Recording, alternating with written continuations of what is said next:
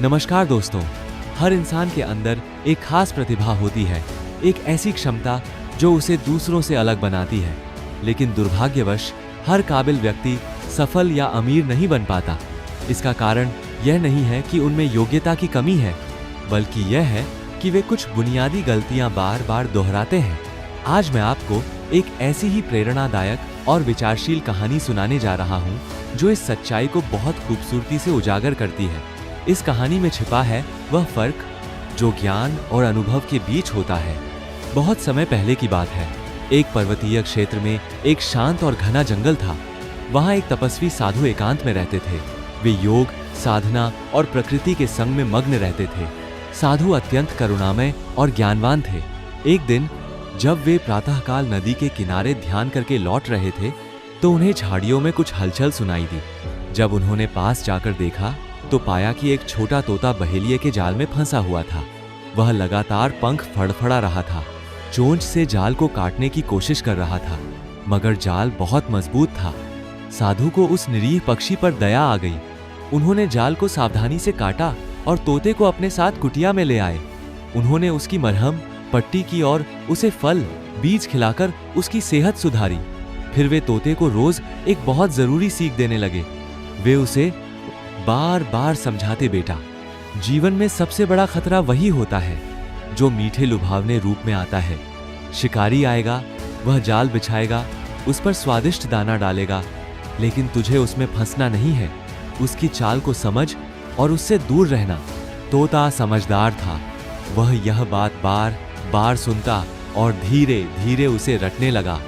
अब तो वह पूरे दिन यही पंक्तियां दोहराता रहता। शिकारी आएगा, जाल बिछाएगा, दाना डालेगा, मुझे फंसना नहीं है। साधु को यह देखकर बहुत संतोष होता कि अब तोता शिक्षित हो गया है। उन्होंने अपने कर्तव्य का पालन किया था। समय बीतता गया। एक दिन मौसम में भारी परिवर्तन हुआ। तेज हवाएं चली, काले बादल छा गए और बिजली चमकने लगी। उस दिन साधु का ध्यान साधना में इतना गहरा था कि उन्होंने तोते का पिंजरा ठीक से बंद नहीं किया। अचानक एक तेज झोंका आया और पिंजरे का दरवाजा खुल गया। तोता अवसर देखकर उड़ गया। जब साधु को यह पता चला तो उनका दिल बैठ गया, लेकिन फिर उन्हें संतोष हुआ कि उन्होंने तोते को समझा दिया है। अब वह इतनी गलती तो नहीं करेगा कि किसी बहेलिये के जाल में दोबारा फंस जाए। वह अब खुद अपने ज्ञान से सुरक्षित रह पाएगा। अगली सुबह जब साधु नदी के किनारे टहल रहे थे, तो दूर एक पेड़ की डाली से उन्हें किसी पक्षी की जानी पहचानी आवाज सुनाई दी। वे चौंक गए। वही वाक्य, शिकारी आएगा, जाल बिछाएगा, दाना डालेगा, मुझे फंसना नहीं है। साधु को लगा कि यह तो उनका पालतू तोता ही है। वे तेजी से उस दिशा में गए, लेकिन जो दृश्य उन्होंने देखा उसने उनके मन को बहुत गहरा आघात पहुंचाया। उनका वही तोता एक बहेलिये के जाल में फिर से फंसा हुआ था। वह जोर जोर से पंख मार रहा था, छटपटा रहा था और साथ साथ वही रटाया वाक्य दोहरा रहा था। शिकारी आएगा, जाल बिछाएगा, दाना डालेगा, मुझे फंसना नहीं है। साधु का चेहरा पीला पड़ गया। उन्होंने सिर झुका लिया और मन ही मन बोले, यह तोता ज्ञानी तो हो गया, लेकिन समझदार नहीं बन पाया। इसे शब्दों का ज्ञान था, पर जीवन के अनुभव की कमी थी। केवल रटने से बचाव नहीं होता, उसके लिए विवेक और निर्णय की जरूरत होती है।